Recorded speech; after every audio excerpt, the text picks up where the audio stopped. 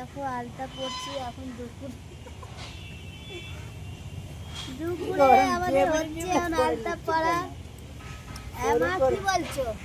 জেবড়ে পড়তে কেন সরু সরু পড়ো না। আমাকে জেবড়েই ভাল লাগে, সরু ভাল লাগে। ও চওড়া করে না? আলতা পড়তে পারি না। অনেক চওড়া করে কতদিন পর আলতা পড়ছি গো আমি, অনেকদিন পর আলতা পড়ছি। এ বাবা আমি কেমন করে এই যে আমার যাও পরে নিয়েছে আলতা। এটা হচ্ছে আমাদের বড় যা, এটা আমার বড় যা। আমি এই গাড়ি করে দেখতে পারো